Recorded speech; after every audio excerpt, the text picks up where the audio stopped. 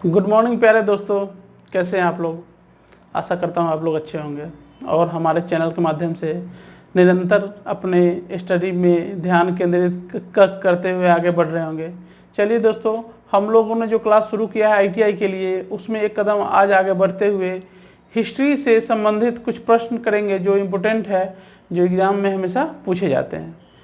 चलिए दोस्तों, हिस्ट्री के बारे में आप लोगों को पता होगा कि क्या है। हिस्ट्री के जो जनक है वो हेरोडोटस को कहा जाता है, हिस्ट्री के फादर कहिए, जनक कहिए। ठीक है दोस्तों, चलिए आज हम लोग एक कदम आगे बढ़ते हैं और जो महत्वपूर्ण प्रश्न है उस पर आते हैं, समय बर्बाद नहीं करते हुए। आज हम लोग जानेंगे हिस्ट्री को कितने और कैसे कैसे भागों में विभाजित किया गया है। ठीक है दोस्तों, तो इतिहास को इंग्लिश में हिस्ट्री कहा जाता है, सभी लोग जानते हैं इस बात को। देखिए दोस्तों, इतिहास को 3 भागों में विभाजित किया गया है। पहला है प्राग ऐतिहासिक काल, दूसरा आद ऐतिहासिक काल और तीसरा है ऐतिहासिक काल। ठीक है दोस्तों, आप लोग जान रहे होंगे प्राग ऐतिहासिक से मतलब है पूरा पाषाण, बहुत से बहुत पुरानी बातें। ठीक है, तो प्राग ऐतिहासिक काल के अंतर्गत 3 आते हैं। पूरा पाषाण काल जिसका अवधि है 5 लाख ईस्वी से ईसा पूर्व से लेकर 10,000 ईसा पूर्व तक, और मध्य पाषाण काल का अवधि है 9,000 ईसा पूर्व से 4,000 ईसा पूर्व तक। नव पाषाण काल का अवधि है 4,000 ईसा पूर्व से 2500 ईसा पूर्व तक। ईसा पूर्व कहने का तात्पर्य है कि जो जीरो से जो अपना ईस्वी शुरू हुआ है, जो 2020 चल रहा है, जीरो से आगे 2020, तो जीरो से पहले जितना भी आता है सब ईसा पूर्व में आता है। ठीक है दोस्तों, इस बात को आप लोग जानते होंगे अच्छे तरीके से। चलिए इस पर भी हम चर्चा कर देंगे एक दिन, ईसा पूर्व की अवधि की गिनती कैसे की जाती है, गणना कैसे की जाती है। चलिए आगे बढ़ते हैं। अब देखिए, प्रागैतिहासिक काल को 3 श्रेणी में बांटा गया है, पूरा पाषाण काल, मध्य पाषाण काल और नव पाषाण काल।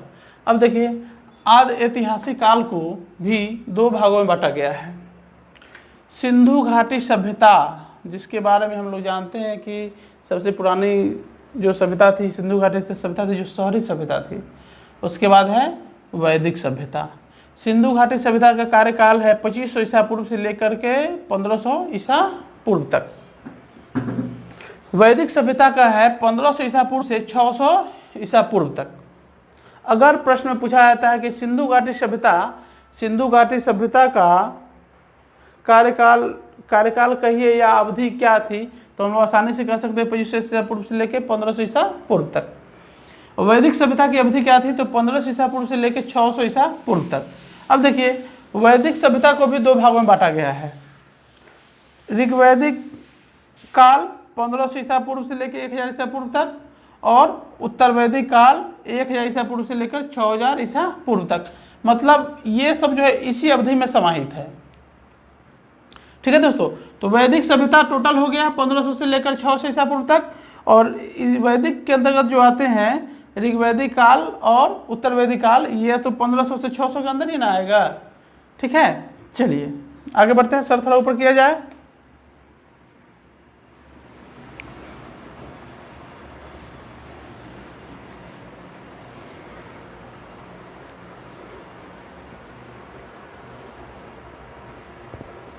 इनके अभी जो हम लोग पढ़े हैं, इनके अवधियों से प्रश्न भी पूछे जाते हैं कि कौन से काल का अवधि क्या था। अब देखिए दोस्तों, थोड़ा सा नीचे करिए 1 सेकंड के लिए, और नीचे और नीचे। अब देखिए, यह है ऐतिहासिक काल। ऐतिहासिक काल को नीचे लिखा गया है, सर ऊपर कीजिए। अब ऐतिहासिक काल को 4 भागों में बांटा गया है। पहला है प्राचीन भारत ऐतिहासिक काल, दिखाई दे रहा है यहाँ पर।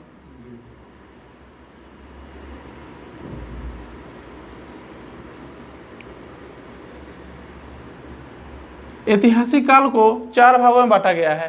पहला है प्राचीन भारत, जिसकी अवधि है 600 ईसा पूर्व से लेकर के 712 ईस्वी तक। अब देखिए, ईसा पूर्व से हम लोग ईस्वी में आ गए। ईसा पूर्व जीरो से ईसा मसीह के जन्म से जो पहले की अवधि है उसे ईसा पूर्व कहा जाता है। वो घटते क्रम में होता है। जैसे मैथ में हम लोग पढ़ते हैं 0 सबसे छोटा होता है, 0 छोटा, -1, -1 से छोटा, -2 से छोटा, -3, वैसे ही इसमें काउंटिंग होता है। ठीक है दोस्तों, चलिए अब देखिए प्राचीन भारत की अवधि क्या है, 600 ईसा पूर्व से लेकर 712 ईस्वी तक।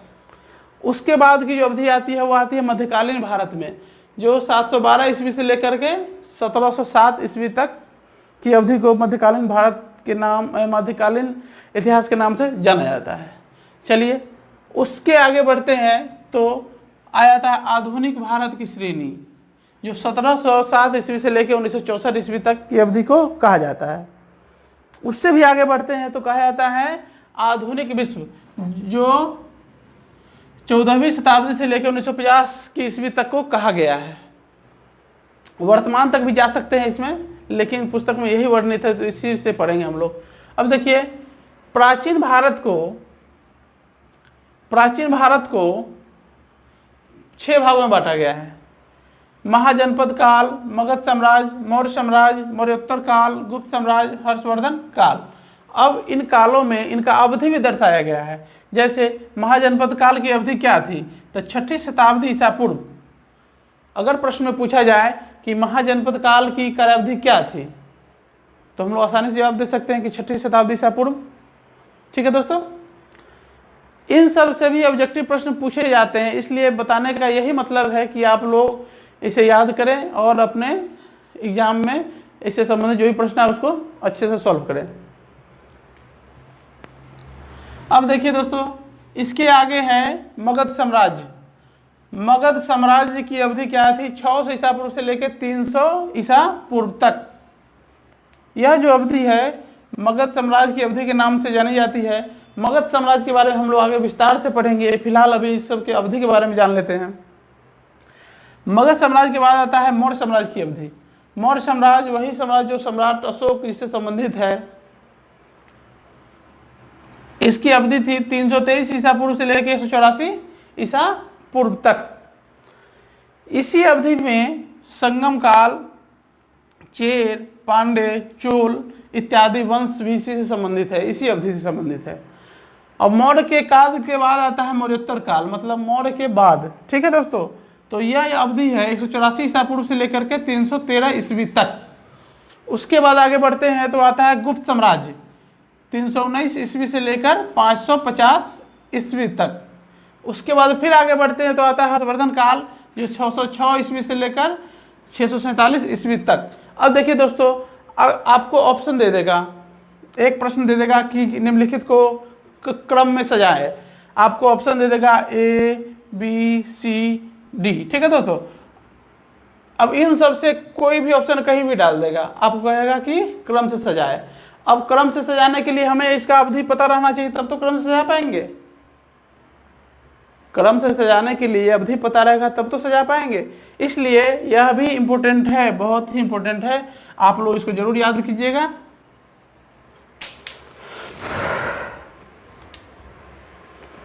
अब देखिए दोस्तों, आगे बढ़ते हैं। इससे मध्यकालीन भारत को कितने भागों में बांटा गया है, 2 भागों में, पूर्व मध्यकालीन और उत्तर मध्यकालीन। पूर्व मध्यकालीन भारत का जो समय है वो 8वीं शताब्दी से लेकर के 12वीं शताब्दी तक है। पूर्व मध्यकालीन कब से कब है, 8वीं शताब्दी से लेकर 12वीं शताब्दी तक। और उत्तर मध्यकालीन की जो अवधि है वो 12वीं शताब्दी से लेकर 18वीं शताब्दी तक है।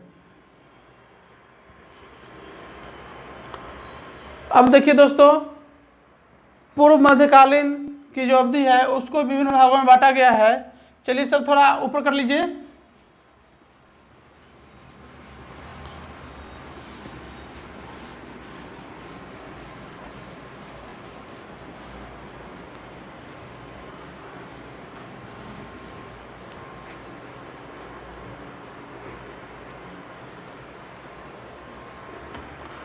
पूर्व मध्यकालीन, इससे संबंधित है उत्तर भारत। उत्तर भारत में जिन वंशों का शासन था उसके बारे में दर्शाया गया है। राजपूत, राजपूत के बाद पाल, पाल के बाद गुर्जर प्रतिहार। दक्कन भारत में चालुक्य वंश, पल्लव वंश, राष्ट्रकूट वंश। दक्षिण भारत में चेर, पांडे, चोल, शाही चोल इन वंशों के बारे में इसमें वर्णन है। ठीक है, अब आगे बढ़ते हैं। उत्तर मध्यकालीन में 12वीं से 18वीं शताब्दी के बीच में इसमें वर्णन है। उत्तर भारत में दिल्ली सल्तनत, चौहान वंश, मुगल साम्राज्य, दक्कन में विजयनगर, बहमनी, दक्षिण भारत में चेर, देवगिरी, वारंगल के, द्वार समुद्र के यादव, काकतीय के होयसल। ठीक है, इन सभी का वर्णन इन माध्यमों से किया गया है, दर्शाया गया है।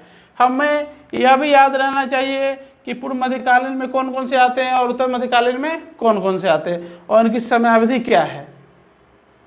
ठीक है दोस्तों, अब आगे बढ़ते हैं आधुनिक भारत की ओर। थोड़ा ऊपर किया जाए सर।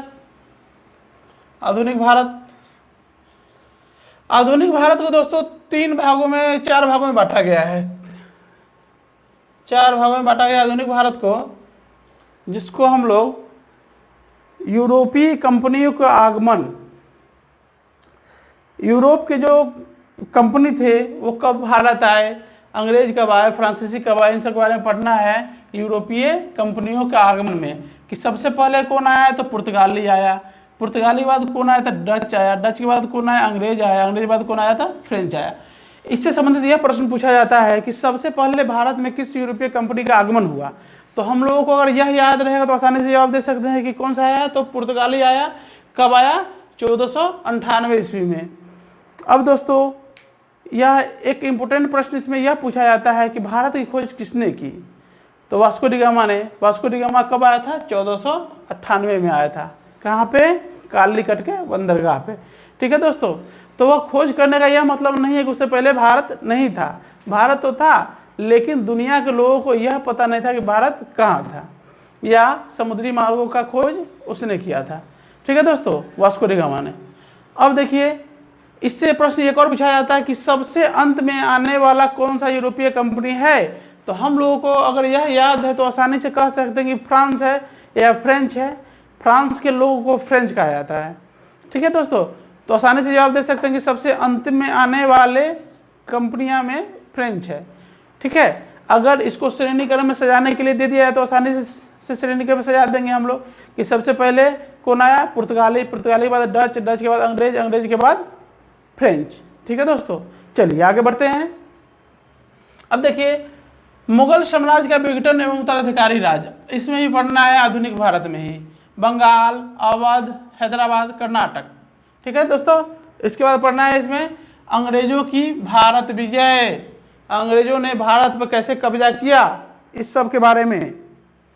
कर्नाटक युद्ध की अवधि क्या थी, तो 1744 से लेकर 1763 ईस्वी।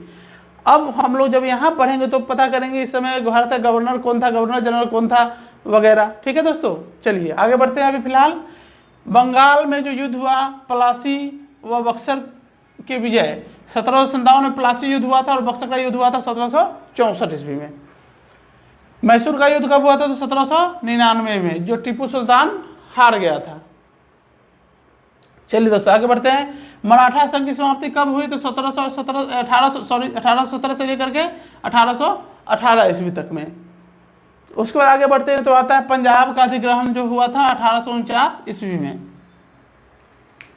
इन सब से संबंधित भी प्रश्न पूछे जाते हैं, इसलिए मैं बता रहा हूं आप लोगों को। आप लोग ध्यान रखिएगा, याद कीजिएगा। अगर याद नहीं हो तो वीडियो को दोबारा देखिएगा, पॉज करके भी आप लोग लिख सकते हैं, नोट्स बना सकते हैं इसके माध्यम से। चलिए आगे बढ़ते हैं थोड़ा सा। अब देखिए दोस्तों, इसमें आता है अगला श्रेणी, दासता का बंधन। दास प्रथा से आप लोग परिचित होंगे कि लोगों को कैसे गुलाम बनाया जाता था, अपना सारा कार्य कराया जाता था, एवज में उसको कुछ भी नहीं दिया जाता था, मजदूरी भी नहीं दिया जाता था। सर थोड़ा ऊपर कर लीजिए इसे,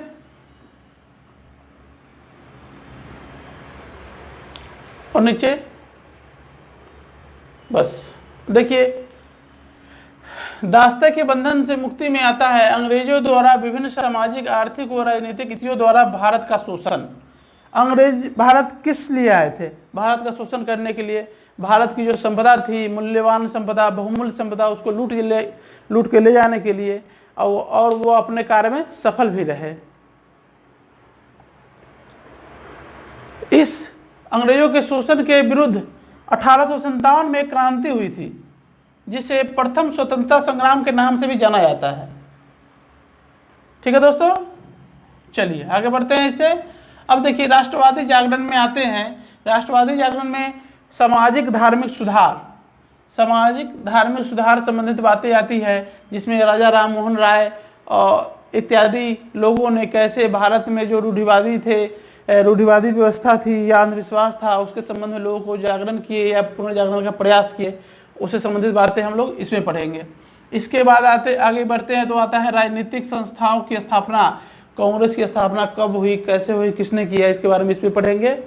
इसके बाद आता है भारतीय राष्ट्रीय कांग्रेस, स्थापना हुआ था 1885 में। अब दोस्तों 1857 की जो क्रांति हुई थी, इसी के लिए, इसकी भरपाई के लिए अंग्रेजों द्वारा भारतीय राष्ट्रीय कांग्रेस की स्थापना की गई, जिसके संस्थापक थे A.O. ह्यूम, जो कि एक अंग्रेज व्यक्ति थे। उन्होंने ही कांग्रेस की स्थापना की थी।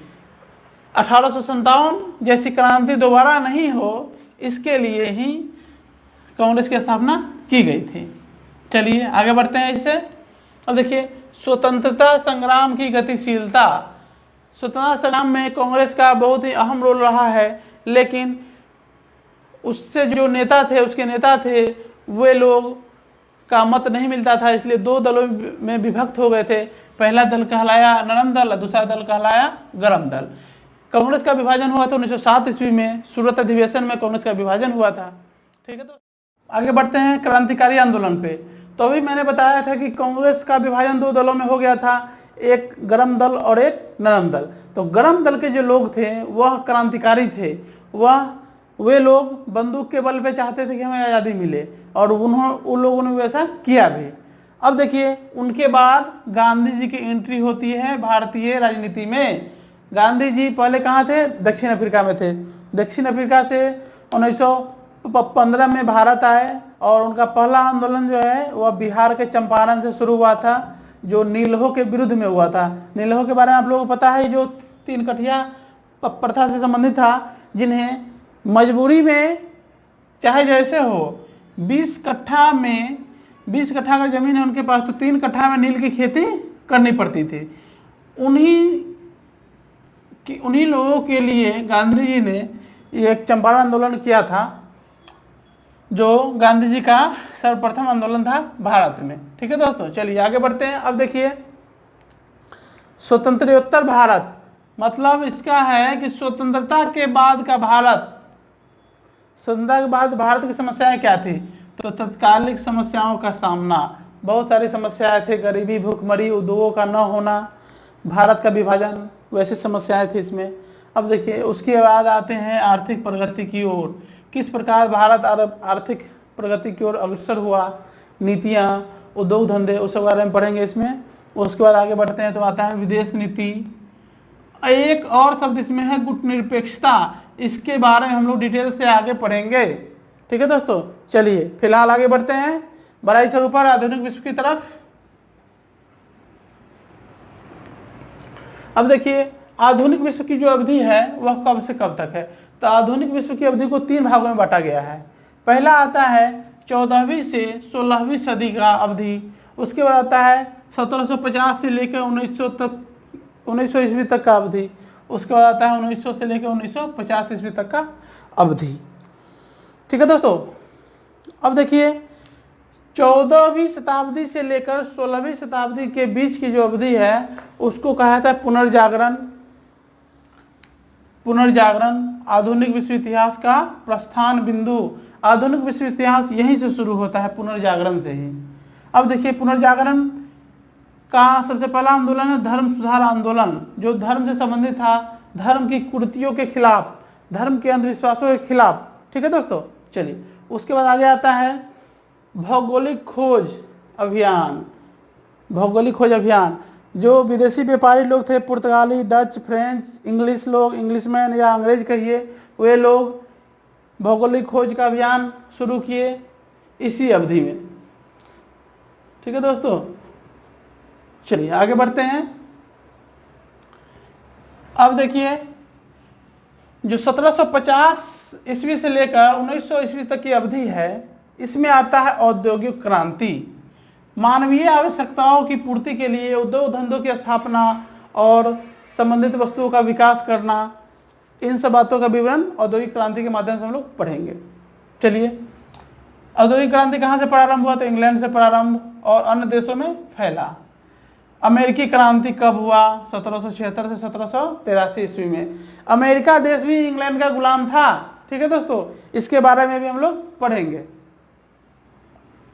चलिए आगे बढ़ते हैं। फिलहाल अब आता है फ्रांसीसी क्रांति। 1789 ईस्वी में फ्रांसीसी क्रांति हुई थी। अगर क्वेश्चन पूछा जाए कि फ्रांस में फ्रांसीसी क्रांति कब हुई थी, तो हम लोग आसानी से जवाब दे सकते हैं कि 1789 ईस्वी में फ्रांसीसी क्रांति हुई थी। चलिए सर थोड़ा सा ऊपर कर लीजिए या रहने दीजिए। अब देखिए दोस्तों, 1900 ईस्वी से लेकर 1950 ईस्वी तक की अवधि में 2 विश्व युद्ध हुआ। पहला विश्व युद्ध हुआ 1914 से 1918 तक, और दूसरा विश्व युद्ध हुआ 1939 से लेकर 1945 ईस्वी तक।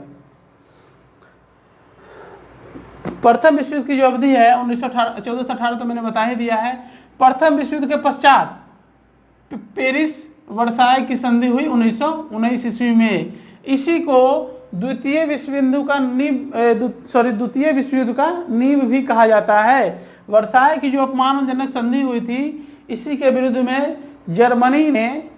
जर्मनी के जो नेता थे, क्या नाम था उसका, एडोल्फ हिटलर, उन्होंने ही द्वितीय विश्व युद्ध की नींव डाल दी थी इसी समय। चलिए दोस्तों, इसके आगे बढ़ते हैं तो आता है राष्ट्र संघ की स्थापना। तो राष्ट्र संघ की स्थापना कब हुई? 1920 ईस्वी में। चलिए आगे बढ़ते हैं इसे। तब आता है रूसी क्रांति। रूसी क्रांति 1917 में प्रारंभ हुई, जब भारत में चंपारण में गांधी जी क्रांति कर रहे थे उसी समय। अब देखिए, इसी समय होता है विश्व में प्रथम साम्यवादी राज्य की स्थापना। रूस में साम्यवादी सरकार है। चलिए आगे बढ़ते हैं इससे। अब आते हैं 2 विश्व युद्धों के मध्य यूरोप। 2 विश्व युद्ध हो गया, उसके बीच जो यूरोप की स्थिति है उसके बारे में हम लोग इसमें पढ़ेंगे। फ्रांसीसी क्रांति हम लोग पढ़ चुके थे। इसमें एक और रह गया था राष्ट्रवाद का उभार, जर्मनी व इटली का एकीकरण। कब हुआ? 1870 ईस्वी में। इन सब से कुछ महत्वपूर्ण ऑब्जेक्टिव्स पूछे जाते हैं, इसलिए यह बताया जा रहा है। चलिए आगे बढ़ते हैं। स्पेन का गृह युद्ध। स्पेन में गृह युद्ध हुआ था द्वितीय विश्व युद्ध के पहले। अब देखिए, द्वितीय विश्व युद्ध का अवधि दिया गया इसमें 1939 से लेकर 1945 ईस्वी।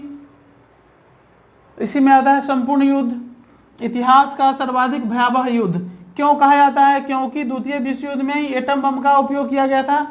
सर्वप्रथम अमेरिका ने 2 परमाणु बम गिराए थे जापान के ऊपर, नागासाकी और हिरोशिमा में, जहां उसके दुष्प्रभाव अभी भी दिखाई दे रहे हैं।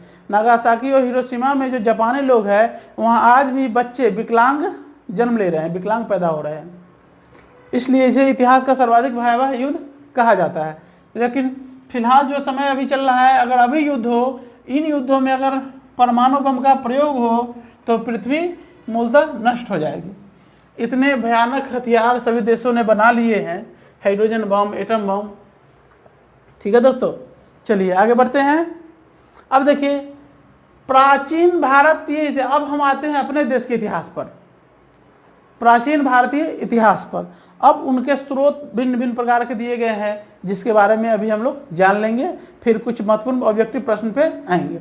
चलिए, प्राचीन भारत के स्रोत, अध्ययन के स्रोत 2 दिए गए हैं। एक पुरातात्विक स्रोत है और दूसरा है साहित्यिक स्रोत।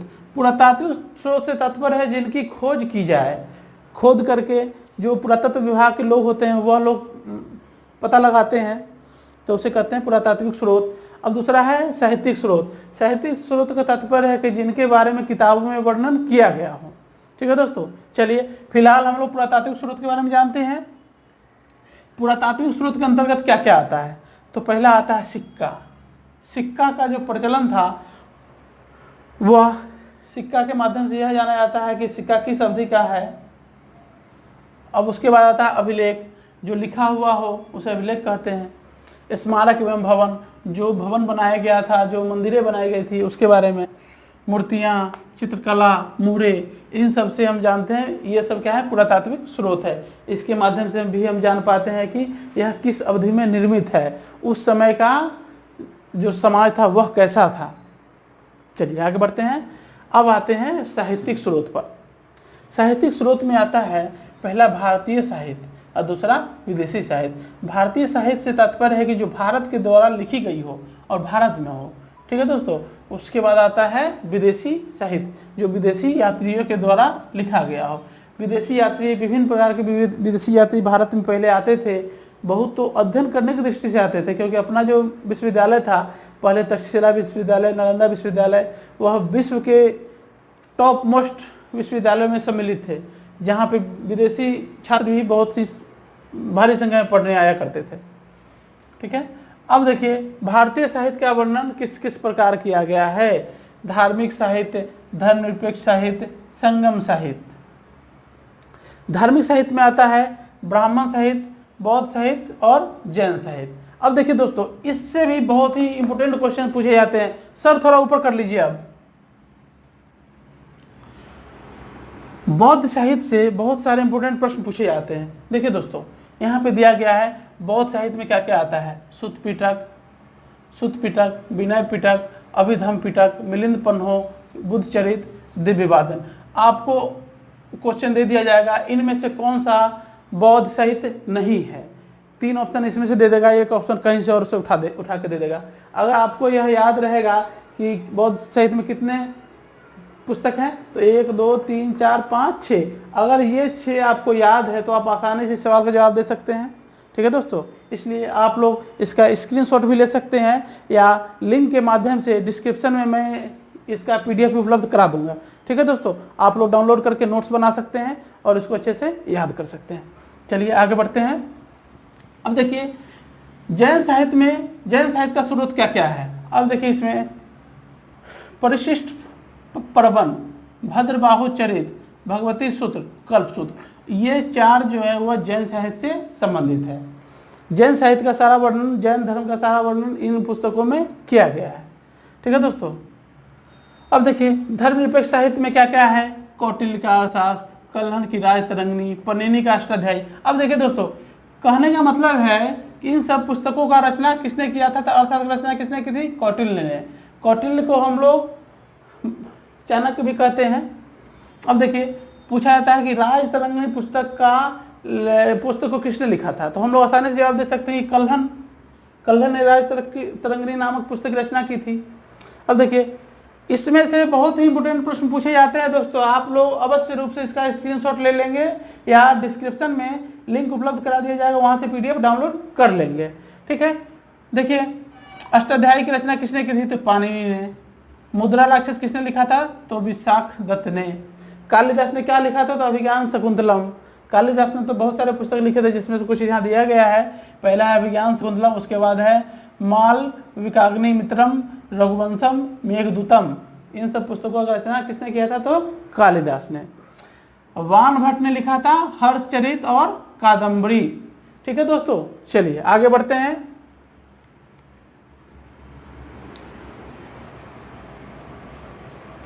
अब देखिए संगम साहित्य। संगम साहित्य में कितने बुक है, 4 है। ये रहा संगम साहित्य। कुरल है, सॉरी, शिलपदिकारम, मणि मैखले, जीवक चिंतामणि, ये चारों जो है संगम साहित्य से संबंधित है। ऑप्शन दे दिया जाएगा आपको, धर्मनिरपेक्ष साहित्य में क्या क्या है और संगम साहित्य में क्या क्या है, आप मिलान करें। इस प्रकार के भी प्रश्न पूछे जाते हैं। चलिए आगे बढ़ते हैं। यूनान एवं रोम के लेखक में आते हैं मेगास्थनीज, टोलेमी, हेरोडोटस, निरियाकस, अरिस्टोबुलस। अभी हेरोडोटस का नाम आ रहा है, जिन्हें इतिहास का पिता भी कहा जाता है, फादर ऑफ हिस्ट्री भी कहा जाता है। ठीक है दोस्तों, अब देखिए चीनी लेखक कौन कौन सा है, तो फाहियान, ह्वेनसांग, इत्सिंग, 3 जो है यह चीनी लेखक है। आपको ऑप्शन दे दिया जाएगा कि इनमें से कौन सा चीनी लेखक है। 3 नाम इसमें से दे दिया जाएगा और 1 नाम इसमें से दे दिया जाएगा। अगर यहाँ पे हमें याद है तो आसानी से हम लोग इस सवाल का जवाब दे सकते हैं। ठीक है दोस्तों, अब आगे बढ़ते हैं। अन्य विदेशी लेखक में है अल सुलेमान, अल बरूनी, अल Masoodi, Marco Polo, Ibn Battuta. तो मार्को पोलो और इब्न बतूता के बारे में यहाँ विवरण दिया गया है कि मार्को पोलो इटली का रहने वाला था और इब्न बतूता कहाँ का था, तो मोरक्को का। ठीक है दोस्तों, चलिए आगे बढ़ते हैं। एक यहाँ पे रह गया था ब्राह्मण साहित्य। ब्राह्मण साहित्य के बारे में हम लोग यहाँ पे देख पाते हैं फिलहाल कि ब्राह्मण साहित्य में वेद है। तो वेद कितने हैं, सभी दोस्तों को पता है कि वेद 4 है। सबसे पुराना वेद है ऋग्वेद, उसके बाद आता है यजुर्वेद, फिर आता है सामवेद, फिर आता है अथर्ववेद। ठीक है दोस्तों, वेद से भी प्रश्न पूछे जाते हैं कि सबसे बाद का वेद कौन सा है, तो हम लोग आसानी से जवाब दे सकते हैं अथर्ववेद। इसका श्रेणी क्रम में याद होना बहुत ही आवश्यक है। अब देखिए उसके बाद ब्राह्मण ग्रंथ कौन सा है, ऐतरेय, कौपितकी, गोपथ, ये जो है तीनों ब्राह्मण ग्रंथ है। आपको कुछ किताबों का नाम दे दिया जाएगा और पूछा जाएगा इनमें से ब्राह्मण ग्रंथ कौन सा है। ठीक है दोस्तों, इसलिए इसको भी याद करना बहुत ही आवश्यक है। अब देखिए अरण्यक क्या है, तो तैत्तिरीय, मैत्रायणी, ऐतरेय, ये अरण्यक भी है। ब्राह्मण ग्रंथ में जो ऐतरेय है वही है इसमें भी ऐतरेय। ठीक है दोस्तों, ये अरण्यक की श्रेणी में है और ब्राह्मण ग्रंथ की भी श्रेणी में है। इससे आगे बढ़ते हैं। उपनिषद, उपनिषद कितने हैं, 3, छंदोग्य, कंठ, बृहदारण्यक। ठीक है दोस्तों, अब देखिए आगे बढ़ते हैं। इससे आता है वेदांग। वेदांग में आता है शिक्षा। शिक्षा से आप लोग भली भांति परिचित होंगे, शिक्षा क्या होती है। उसके बाद आता है कल्प, व्याकरण, निरूपण, छंद, ज्योतिष, ये सब बातें इसमें आती है। ठीक है दोस्तों, सर थोड़ा ऊपर कर लिया जाए, दिखाई नहीं दे रहा होगा वहां पर। अब देखिए दोस्तों, वेदांग में हम लोग जान पाए हैं शिक्षा, कल्प, व्याकरण, निरुक्त, छंद, ज्योतिष, ये सब वेदांग में आते हैं।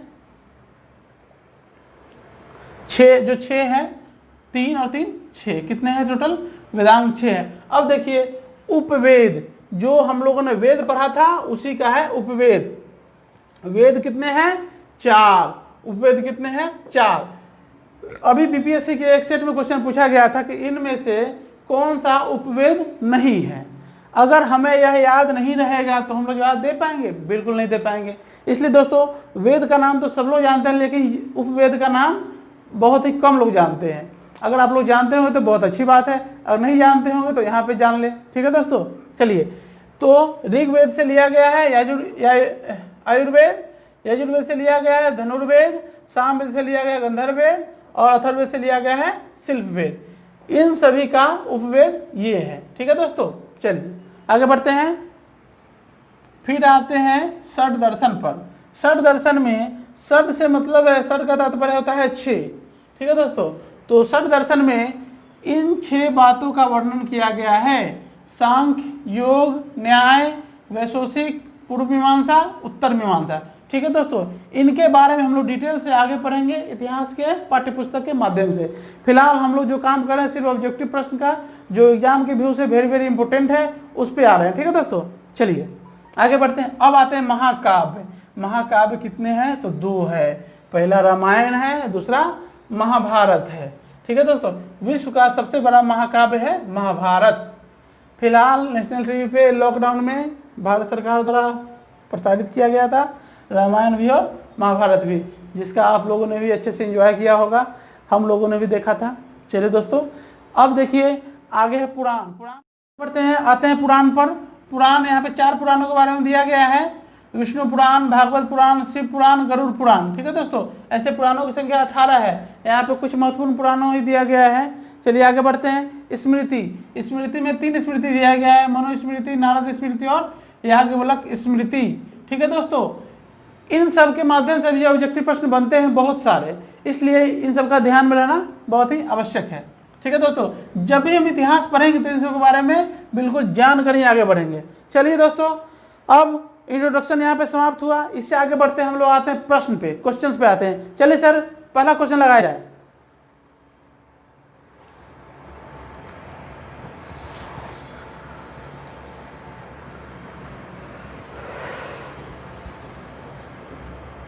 और ऊपर कीजिए सर, ऊपर से 1 नंबर दबाइए, फर्स्ट पेज पे आइए सर, फर्स्ट पेज पे आइए, फर्स्ट पेज पे।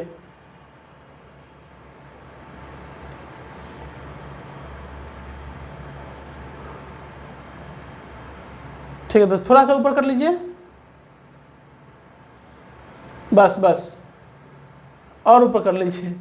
बहुत बड़ा प्रश्न है दोस्तों। देखिए ये आ रहा है सुमेलित कीजिए, थोड़ा सा और ऊपर कर लीजिए सर, सुमेलित करना है तो और ऊपर कर लीजिए, ऊपर जूम बढ़ा दीजिए सर, 100% कर दीजिए। अब देखिए दोस्तों, सुमेलित करना है। हम लोगों ने पढ़ा है इंट्रोडक्शन में कि पूरा पाषाण काल की अवधि क्या है, मध्य पाषाण काल की अवधि क्या है, नव पाषाण काल की अवधि क्या है, उत्तर पाषाण की अवधि काल क्या है। देखिए दोस्तों प्रश्न आ गया यहाँ पे। हम लोग देखिए ऑप्शन के माध्यम से कैसे टिक लगाएंगे। पूरा पाषाण काल की अवधि है 20 लाख ईसा पूर्व से लेकर 9000 ईसा पूर्व तक। वहां पे दिया गया था 5 लाख। ठीक है दोस्तों, तो जहां तक का ज्ञात हो उसे हम पूरा पाषाण काल में ही देंगे। ठीक है, तो यहाँ पे 20 लाख है तो 20 लाख होगा, 20 लाख ईसा पूर्व से लेकर 9000 ईसा पूर्व तक। उसके बाद की अवधि है मध्य पाषाण काल। तो पूरा का पाषाण काल के बाद कौन सी अवधि आती है, तो मध्य पाषाण काल। तो 9000 बाद कौन सा है, तो 9000 से लेकर 4000, तो यह हो जाएगा मध्य पाषाण काल। मध्य पाषाण काल की अवधि कितनी हो जाएगी, 9000 से लेकर 4000 ईसा पूर्व तक। उसके बाद आता है नव पाषाण काल। तो नव पाषाण काल की अवधि हो जाएगी 6000 से लेकर 2000 ईसा पूर्व तक, जैसा कि हम लोगों ने वहां पढ़ा भी था। और उसके बाद है उत्तर पाषाण काल। तो उत्तर पाषाण काल की अवधि क्या हो जाएगी, 2000 ईसा पूर्व से प्रथम शताब्दी ईसा पूर्व तक। ठीक है दोस्तों, चलिए अब देखते हैं यहाँ पे ऑप्शन मैच कर रहा है कि नहीं कर रहा है। ए का 3, ए का 2, सॉरी ए का 2, ए का 2 ठीक है, बी का 3, बी का 3 ठीक है, सी का 4 है, तो ये नहीं होगा, यह नहीं होगा। सॉरी दोस्तों, यहाँ पे गलती से दे दिया गया यहाँ पे 4, सी का 1 ही होगा और डी का 4 होगा। ठीक है दोस्तों, यह ऑप्शन सही हो जाएगा। आप लोग इसे सही कर लीजिएगा। डिस्क्रिप्शन में अगर लिंक मिलता है वहाँ पे प्रश्न गलती रहता है तो आप लोग इस माध्यम से सही कर सकते हैं।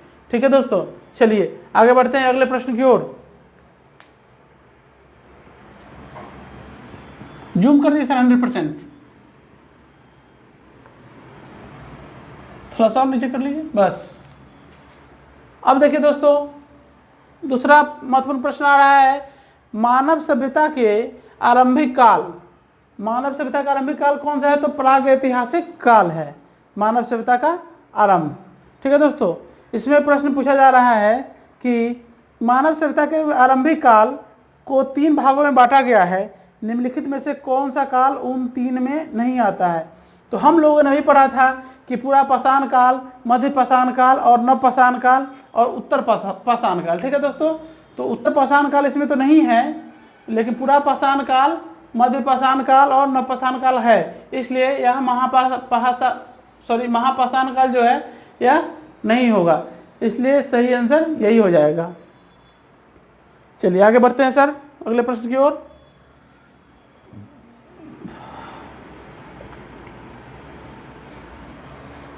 अब देखिए दोस्तों, अगला प्रश्न आ रहा है कि सबसे पहले मानव सदृश प्राणी जो प्राक मानव होमोसेपियन से प्रजातीय रूप से भिन्न था, उसे सामान्यतः जाना जाता था किस नाम से। अब देखिए दोस्तों, यहाँ पे 4 ऑप्शन दिए गए हैं। पहला ऑप्शन ए है होमिनिड के रूप में, दूसरा है पिथेकैंथ्रोपस के रूप में, तीसरा है सिनेंथ्रोपस के रूप में और चौथा है यूथ्रोपस के रूप में। अब देखिए दोस्तों, मानव सदृश जो प्रजातीय प्राणी था उसको जाना जाता था पिथेकैंथ्रोपस के रूप में। इसका हिंदी होता है कपी मानव, जो बंदर ही था लेकिन मनुष्य की तरह सीधा होकर चलता था, इसलिए उसको क्या कहा गया है, पिथेकैंथ्रोपस। ठीक है दोस्तों, चलिए आगे बढ़ते हैं अगले प्रश्न की ओर। और नीचे कीजिए सर। ठीक है, अब देखिए दोस्तों, बहुत ही महत्वपूर्ण प्रश्न आ रहा है, भीमबेटका किसके लिए प्रसिद्ध है। यह यूपीएससी का प्रश्न है, यूपीएससी में पूछा गया था कि भीमबेटका किसके लिए प्रसिद्ध है। तो भीमबेटका में गुफा है और गुफा में शैल चित्र है। ठीक है दोस्तों, तो भीमबेटका किसके लिए प्रसिद्ध है, गुफाओं के लिए।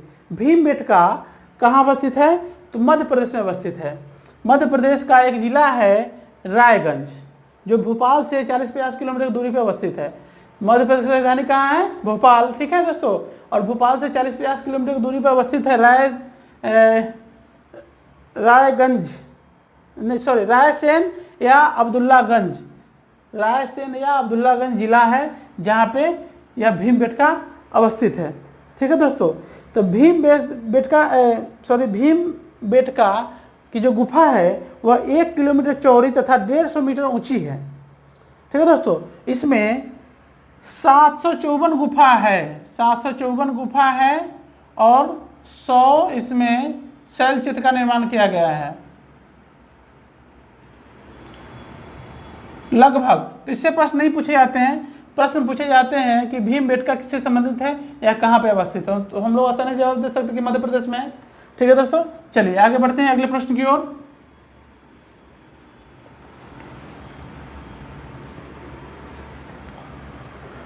अब देखिए दोस्तों, एक महत्वपूर्ण प्रश्न आ रहा है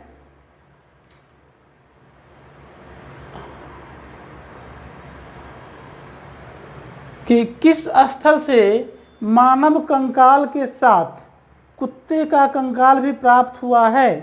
ठीक है दोस्तों, तो ऑप्शन है इसमें ब्रह्मगिरी, बुर्जहोम, चिरांद और मास्की। तो इसका सही जवाब होगा बुर्जहोम।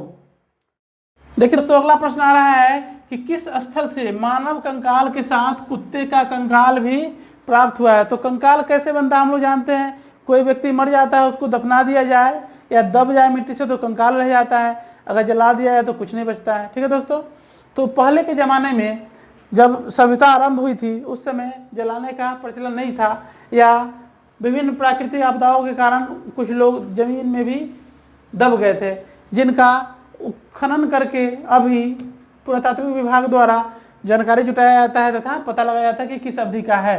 तो यह पूछा गया है कि किस स्थल से मानव कंकाल के साथ कुत्ते का कंकाल भी प्राप्त हुआ है। तो ऑप्शन दे रहा है ब्रह्मगिरी, चिरांद, मास्की तथा बुर्जहोम। ठीक है दोस्तों, तो इसका सही जवाब हो जाएगा अपना बुर्जहोम। बुर्जहोम जो है वह जम्मू कश्मीर राज्य में स्थित है, जो श्रीनगर से 6 मील उत्तर पूर्व में स्थित है। ठीक है दोस्तों, 6 मील उत्तर पूर्व में स्थित है। इसे बुर्जहोम को प्लेस ऑफ बिर्च के नाम से भी जाना जाता है, बिर्च, प्लेस ऑफ बिर्च।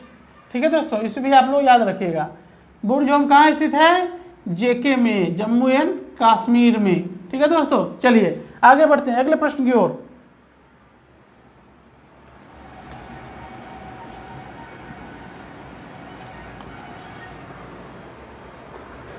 लगाए जाए सर अगला प्रश्न। अगला प्रश्न कह रहा है कि उस स्थल का नाम बताइए जो वर्तमान में बलूचिस्तान में स्थित है। ठीक है दोस्तों, कौन सा आएगा ऑप्शन इसमें, पहला ऑप्शन है बुर्जहोम। तो बुर्जहोम कहाँ है, अभी हम लोगों ने पढ़ा था जम्मू कश्मीर में। अब बलूचिस्तान कहाँ है, सबसे पहले यह जानना आवश्यक है कि बलूचिस्तान कहाँ है। तो बलूचिस्तान है पाकिस्तान में, पाकिस्तान का अधिग्रहण है बलूचिस्तान पर। ठीक है दोस्तों, तो बलूचिस्तान में जो स्थल है यह है मेहरगढ़। मेहरगढ़ वर्तमान में बलूचिस्तान जो पाकिस्तान के अंदर में है उसमें अवस्थित है। ठीक है, चलिए आगे बढ़ते हैं अगले प्रश्न की ओर। अगला प्रश्न कह रहा है कि सिंधु घाटी सभ्यता का कौन सा स्थल वर्तमान में पाकिस्तान में स्थित है। देखिए दोस्तों, बहुत ही महत्वपूर्ण प्रश्न है कि सिंधु घाटी सभ्यता का कौन सा स्थल वर्तमान में पाकिस्तान में स्थित है। तो ऑप्शन इसका है, सही ऑप्शन हड़प्पा। हड़प्पा इसका ऑप्शन सही है। ये रहा हड़प्पा, जो पाकिस्तान के जो पंजाब है। अब देखिए, पहले ये पंजाब भी भारत में ही था, लेकिन जब भारत का बंटवारा हुआ तो आधा पंजाब चला गया पाकिस्तान में, आधा पंजाब रह गया अपने भारत में।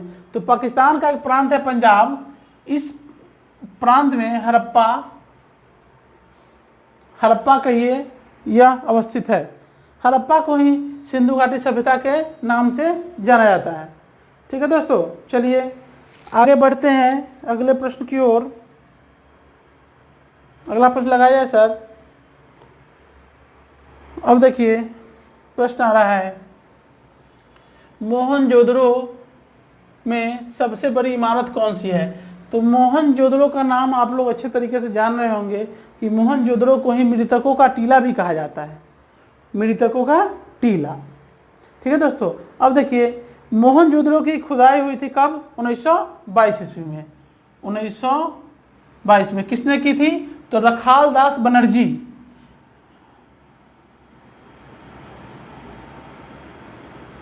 रखाल दास बनर्जी, इन्होंने ही इसका खोज किया था, इन्होंने इसका खुदाई करवाया था। ठीक है दोस्तों, तो उसमें यह पाया गया कि मोहनजोदड़ो में जो सबसे बड़ी इमारत थी वह था कौन सा? अन्नागार। अन्नागार ये रहा। अन्नागार से तात्पर्य है जिसमें अन्नों का भंडारण किया जाता था, खाने वाले अन्न का भंडारण किया जाता था, वही सबसे बड़ी इमारत थी। और ये जो 2 मंजिला इमारत, विशाल अन्नागार, बड़ा भवन, ये सभी इसी से संबंधित है, मोहनजोदड़ो से संबंधित है। ठीक है दोस्तों, तो मोहनजोदड़ो का एक नाम मैंने और बता दिया आप लोगों को कि किसे क्या कहा जाता है? मृतकों का टीला। ठीक है दोस्तों, चलिए आगे बढ़ते हैं अगले प्रश्न की ओर।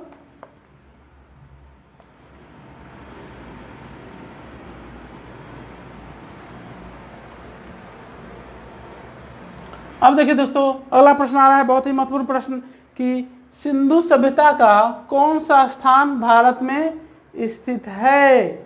अब देखिए दोस्तों, भारत में कौन सा स्थान स्थित है? तो ये रहा अपना लोथल।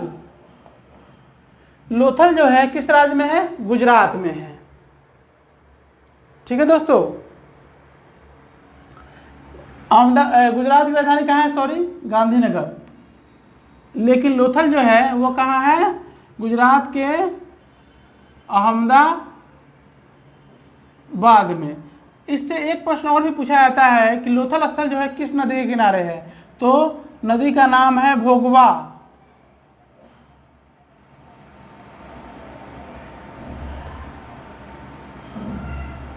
भोगवा नदी के किनारे अवस्थित है।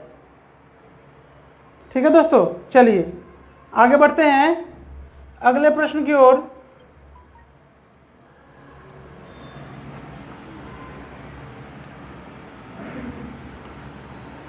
अब देखिए दोस्तों, अगला प्रश्न क्या कह रहा है? प्रश्न कह रहा है कि सिंधु घाटी सभ्यता की प्रमुख विशेषता क्या थी?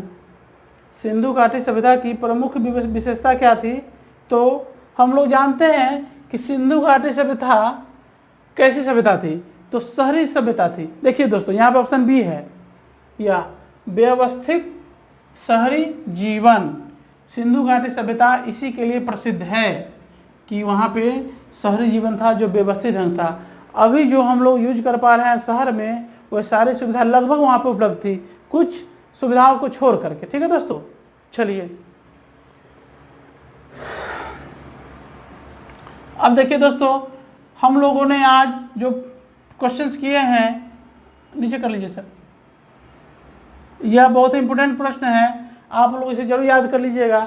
डिस्क्रिप्शन में इसका PDF लिंक भी उपलब्ध होगा। ठीक है दोस्तों, आप लोग डाउनलोड कर लीजिएगा और आंसर ना अगर याद हो तो अच्छी बात है, नहीं याद हो तो फिर वीडियो को चला करके आप लोग आंसर देख सकते हैं, प्राप्त कर सकते हैं।